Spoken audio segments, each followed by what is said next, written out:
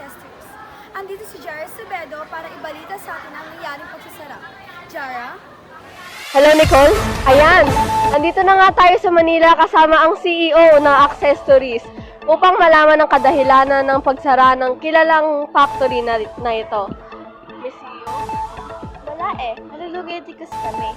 Biruin mo, ngayong pandemic, nabawasan kami ng tao, ay di bumagal ang supply ng aming produkto, tapos nagpapasweldo pa kami. Umuunti na lang ang nabili ng aming produkto dahil wala ng pera ang tao upang makabili. Mas inuuna na nila ang pagkain, kaya napagdesisyonan namin isa na ang factory. Iginiit naman ng isa sa trabahador ng accessories na si Renzi Dultra. Wala ganun talaga. Wala tayong magagawa. Simula nung dumating yung pandemya, dahil wala kami ng trabaho, extra yung factory, paano kami makakalabas? Paano ko mapro-provide yung mga pangangailangan sa bahay, mga pangkain sa pamilya ko? Diba? Pati yung ibang trabahador naghihirap na rin. Paano na to? Wala, ganun talaga Ipinaliwanag naman ni President Bongbong Marcos ang dahilan kung bakit karamihan sa mga kilalang factory ang nagsasara ngayong pandemya. Meron kasi tayo ditong tinatawag na paikot na daloy ng ekonomiya. Ito yung naglalarawan kung paano mangyaman at mga produkto ay umaandar sa ekonomiya mula sa sambahayan hanggang sa mga negosyo at balik muli sa mga consumer. Ngayon, kung maapektuhan ng sambahayan dahil nga walang makalabas ng kanilang mga bahay, siyempre nakawalan ng trabahador ang mga factory na magsasanhi ng unti-unting produksyon. At siyempre, ito ay magsasanhi din ng pagkalugi at pagkasara ng mga factory na ito.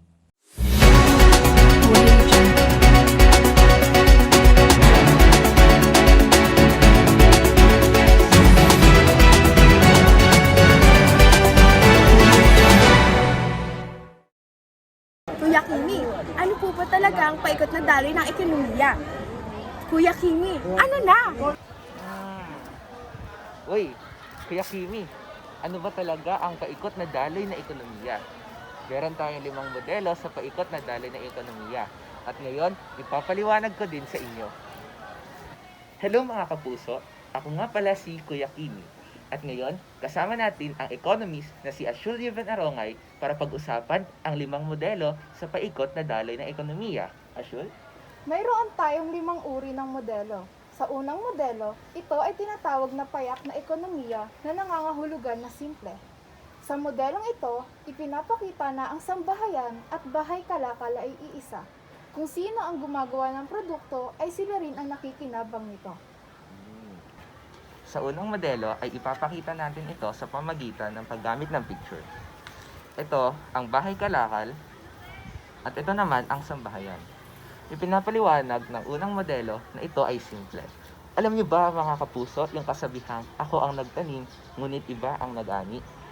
O mga kapuso, sa unang modelo ito ay parang traditional economy. Ibig sabihin sila ang nagtutulungan sa isa't isa. Ang empleyado ng bahay kalakal ay ang sambahayan. At ang kumukonsumo ng ginagawa ng sambahayan sa bahay kalakal ay kinukonsumo ng sambahayan. Paikot-ikot lang sila. Sa pangalawang modelo naman, ito ay tinatawag na sambahayan at bahay kalakal. Sa modelong ito, mayroon tayong 2 uri ng pamilihan. Ang unang uri ng pamilihan ay ang pamilihan ng produksyon o factor markets. Tinatawag din ito na salik ng produksyon. Ito ang lakas paggawa, lupa, kapital at entrepreneurship. Sa pangalawang uri ng pamilihan, ito ay ang pamilihan ng tapos na produkto o commodity. Okay mga kapuso, ipapaliwanag ko sa inyo ang sinabi ng economist na si Ashul. Gagamit ulit tayo ng papel para maipaliwanag natin sa inyo ng maayos. Okay. Nakikita niyo ba ang mga arrows na ito mga kapuso? Okay. Medyo malakas ang hangin ngayon, no? Okay, so makikita natin dito. Dito muna tayo sa unang arrow na papasok. So dito tayo magsisimula sa sambahayan. Kasi ang sambahayan, ang merong pamilya, so di na natin masasabi kung ilan man sila doon, pero sila ang pinagmumula ng lahat. So ang sambahayan ay magbebenta ng salik ng produksyon na tinatawag na lupa, pagawa at kapital. At ibebenta nila ito sa pamilihan ng salik na produksyon. Ngayon, ano yung pamilihan ng salik ng produksyon? So, dito kinukuha ng bahay kalakal ang mga input para sa kanilang produksyon. So, ibig sabihin, ang serbisyo ng sambahayan ay binibenta nila sa pamilihan ng salik ng produksyon at bibilihin naman ng bahay kalakal para sa kanilang input sa produksyon. Ngayon, anong mangyayari kapag nabili na nila yung input para sa produksyon? Siyempre, kapag katapos na itong gawin, ibibenta ng kalakal ang paglilingkod na ginawa ng sambahayan. Ang paglilingkod ay yung ginawa nilang produksyon. Kapag binenta na nila ito ang pamilihan ng kalakal at paglilingkod. Ngayon, ano naman yung pamilihan ng kalakal at paglilingkod? Ito yung mga tinatawag na kunwari, palengke o yung iba't ibang market. Tapos pagkatapos nun, i-consume naman ito ng sambahayan. Tama ba iyan? Yes, Economist? Okay, mahusay. At para naman maipaliwanag natin sa inyo, sa susunod naman tayo na araw. Paggasta at yung tinatawag na kita. Siyempre, kapag bumili ang sambahayan, gagasto sila kasi bibili nila yon. So, papasok ulit yun sa pamilihan ng kalakal at paglilingkod dahil sa kanila ito binili. Then, kapag naman kumita na sila dito, papasok yun sa bahay kalakal. Kumbaga, umiikot lang din yan. Kapag naman nakuha na yon ng bahay kalakal, magiging sahod na yon ng pamilihan ng salik ng produksyon. At kapag nakuha na yung mga sahod na yon, yun na yung magiging sweldo ng sambahayan. Tama po ba yan? Yes, magaling. Okay, thank you. At para maintindihan ninyo mga kapuso, meron tayong solid example. Okay. So meron ditong pamilya, sabihin na natin isa siyang farmer at nagtatanim siya ng kamote. Ngayon yung kamote na yon ay ibibenta niya dito sa pamilihan ng salik ng produksyon. Ngayon nakita ni Aling Nena na maganda yung kanyang mga kamoting binibenta. Fresh pa. So bibili iyon ni Aling Nena at ibibenta niya. Siyempre ipaprocess niya muna yon gamit yung mga paglilingkod ng sambahayan at ibebenta niya sa pamilihan at yun na yung tinatawag na kamote chips. At dahil nakagawa na siya ng kamote chips, ibibenta niya na iyon sa sambahayan at kapag binili iyon, kikita silang dalawa. Sa pangatlong modelo naman, ito ay tinatawag na pamilihang pampinansyal. Ipinapakita dito na ginagastos ng sambahayan ang kanilang kita upang ipambili ng produkto at serbisyo ng bahay kalakal. Ngunit, hindi lahat ng kanilang kita ay ginagastos nila upang ipambili ng produkto at serbisyo. Dahil ang ibang bahagi nito ay itinatabi nila sa bangko bilang pag-iimpok. Ang pag-iimpok ay pagpapaliban sa paggastos ng sambahayan para sa mga pangangailangan nila sa hinaharap. Okay, para mas klaro, ipapaliwanag ko ulit sa inyo, ibig sabihin na economist na si Ashul. So ngayon, papasok na dito ang pamilihang pinansyal. Pero bago yun, i-clear out ko muna mga kapuso, no? Ang sambahayan, ito yung overall na. Ibig sabihin lahat na ng nasasakupan nito. Ibig sabihin, hindi lang isang pamilya, hindi lang dalawa, kundi kung ilan sila doon sa iisang community. Ngayon, pamilihang pinansyal. So, para mas clear out sa inyo, ang pamilihang pinansyal, para mas madali, ay papalitan natin ang salitang bangko. Pero wag niyo kakalimutan ito, bangko. Okay, baka napansin nyo, bakit ito mga solid lines, tapos ito naman broken lines. Okay, so, minsan ba nagtataka din kayo sa mga batang nanonood sa atin, kung bakit nag-iipon sa bangko yung mga magulang natin? Oo, unang-una, para hindi nila magastos yung pera nila. At ikalawa, syempre may interest. Ngayon, paano nagkaka-interest kung nag-iipon lang sila? Ibig sabihin ba nagdadagdag yung bangko ng pera? Ipapaliwanag ko sa inyo ngayon. Dahil broken lines ito, kasi syempre nga, nasa mamamayan pa din o nasa sambahayan pa din kung mag-iipon sila sa bangko. Pero mostly naman sa kanila ay nag-iipon sa bangko, kaya dito papasok yung pag-iimpok nila ng pera. Ngayon, ano yung role ni bangko dito? Dito na mamumuhunan ang bangko. Paano sila mamumuhunan? Ang gagawin nila ay mag-i-invest sila sa bahay kalakal. Mag-i-invest o magpapautang. Kasi ang bahay kalakal, para hindi sila malugi at mag-expand yung kanilang yung production nila. Ngayon, kung ibibenta nila to dito, syempre, pagka nangutang yung bahay kalakal, meron ng interest kapag binayaran nila pabalik yun sa bangko. Pagka naman nabayaran nila iyon, babalik iyon sa sambahayan. Ngayon, ano yung benefits na makukuha natin sa ganitong pamamaraan? Isipin ninyo na nagpasweldo ang bahay kalakal ng 10 billion pesos. Okay, dito papasok yun, no? Sa kita ng sambahayan. So kapag kumita na yung sambahayan, isipin natin na nag-ipon sila ng 1 billion. So ang matitira na lang ay 9 billion pesos. So, 10 billion yung kinita ng sambahayan, tapos nag-ipon sila. Tapos kapag nagkonsumo naman sila sa bahay kalakal, magiging 9 billion na lang yung kita. At kapag dire-diretso nangyari yon, ang mayayari ay babagsak ang bahay kalakal. So, nandito si bangko para mapanatili ang balanseng transaksyon ng pera ng bahay kalakal at ng sambahayan. Sa pang-apat na modelo naman, ito ay tinatawag na ang pamahalaan. Ang pamahalaan ay naniningil ng buwis sa kita ng sambahayan at bahay kalakal. Ang tawag naman sa mga napagsama-samang buwis ay public revenue. Okay, ipapaliwanag ko ulit sa inyo ang sinabi ng economist na si Ashul. Ang pamahalaan, sinasabi nila, ito daw ang blood ng buong ikot ng ekonomiya. Bakit? Kasi ang pamahalaan ang nagre-regulate ng lahat. Ibig sabihin, kung mawawala ito, maaari o posibleng bumagsak ang lahat ng ito. So sa pamahalaan, makikita ninyo, broken line ulit yung buwis.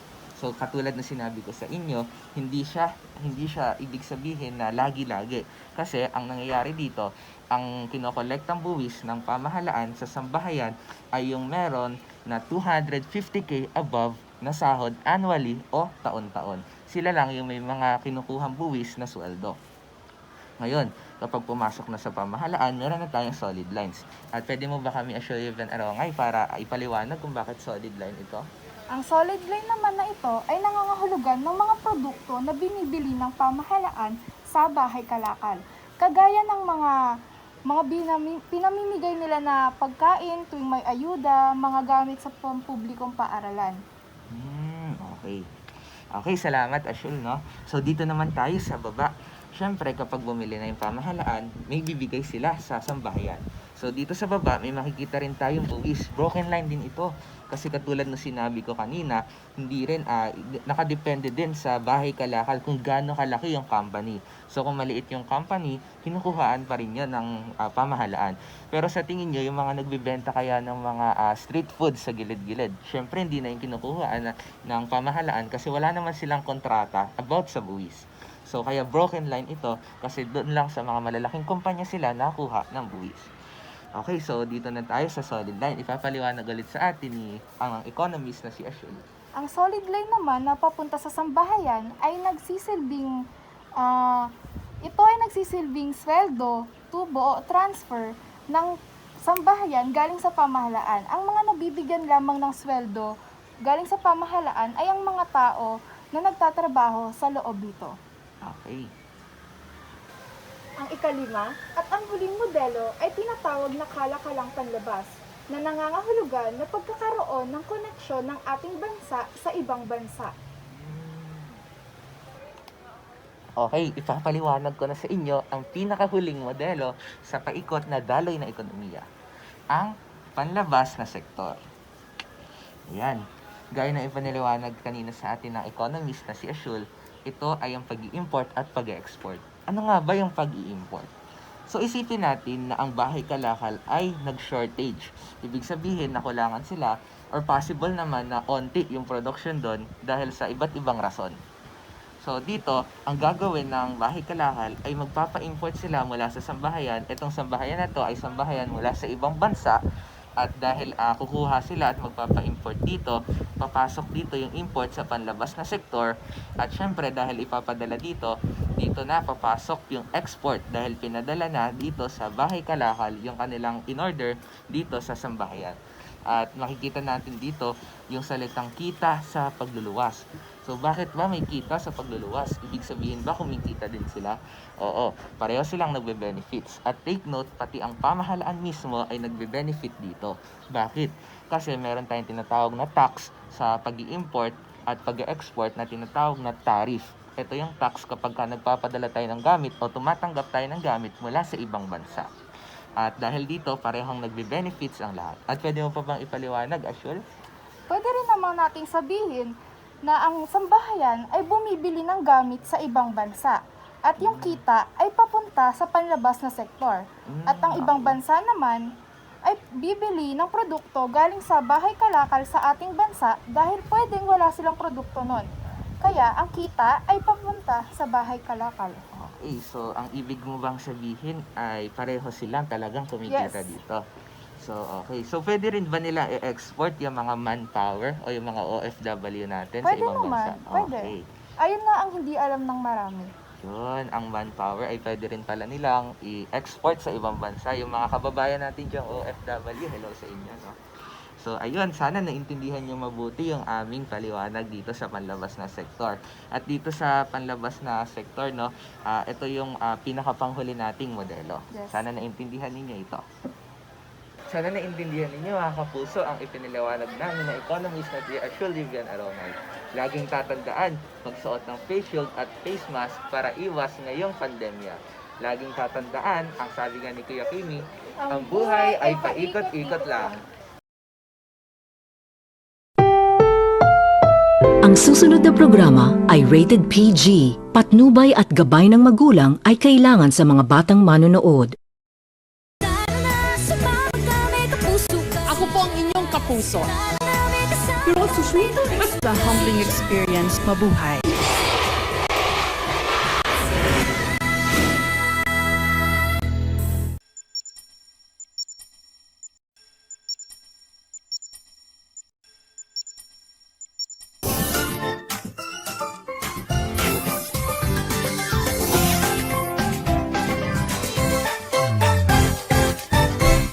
Mga kapuso, natatandaan niyo pa ba siya? Siya lamang ang ating natampok noong 2022. Walang iba kundi si Josh Mojica. Kangkong chips ni Josh Mojica, tumikit sa pagkagat, ang lutong ang sarap. Kangkong chips ni Josh Mojica, sa paglanghap mapapalasap, tsak na babalik-balikan. Kangkong chips ni Josh Mojica. Hello mga kapuso. Kamusta ka naman ngayon, Josh? Okay lang po, Ma'am Jessica. Nakakatawa dahil nandito naman ako sa kapuso mo, Jessica. Oo. Kamusta man ang lifestyle mo? Ayun ma'am, no? Sa totoo lang nitong taon ito, nagkaroon ng shortage ng mga kangkong dito sa Cavite. So nagpa-import kami ng kangkong dito mula sa Cambodia kasi surplus naman doon. Pero syempre, kapag pinadala dito sa bansa natin, nakikinabang ang pamahalaan sa pamamagitan ng tax na tinatawag na tariff. At marami naman silang kangkong doon. Kaya patuloy pa rin ninyong tangkilikin ang napakasarap at malutong na kangkong chip. Wow naman, Josh. Narinig ko marami ka na ring lupa na pagpapatayuan mo ng factories. Po, no? Marami na din po tulad sa Maynila, Cebu, Davao, at marami pang iba, kaya marami din ang aking amilyar na binabayaran. Oo, no? Nakakatuwa itong si Josh. Sa murang edad, marunong na siyang umasenso. Sa totoo lang, patuloy ko pa pong pinapalawak ang kangkong chips. Kaya meron naman din kaming mga debt sa bank. Pero unti-unti naman namin itong binabayaran, kasama ang interest. Kaya sa mga nagsasabing puro lang diamond si Josh Mojica, ay nagkakamali kayo. Dahil kasama din ninyo ako sa hirap. Oo. At sa mga hindi nakakaalam, ipinaliwanag na ito noon ni Kuya Kimi na kapag tayo ay nagpa-impok sa bangko, ipinapautang ito ng bangko sa bahay kalakal. At pag nagpautang ang bahay kalakal, katulad ng ginawa ni Josh, ay kapag binayaran na nila ito ay may interest. Paano naman iyan, Josh? Sabi mo nagpapalawak ka ng iyong business na kangkong chips. Ibig sabihin ba na nag-e-export ka ng produkto sa ibang bansa? Opo naman po, no? Lalo na sa mga bansang hindi pa nakakatikim ng kangkong chips. Dahil sa kanila, more on mga chichirya na maalat. At sobra-sobra sa salt, kaya naman in the near future, magpapadalhin ako ng mga tao sa ipapatayo kong factory sa ibang bansa. Maraming salamat, Josh Mojica. Hello mga kapuso. KMJS na yan! Kangkong na pinakamalutong, yan ang kangkong chips ni Josh. Napakalupit, parang may mahika, yan si Mojica.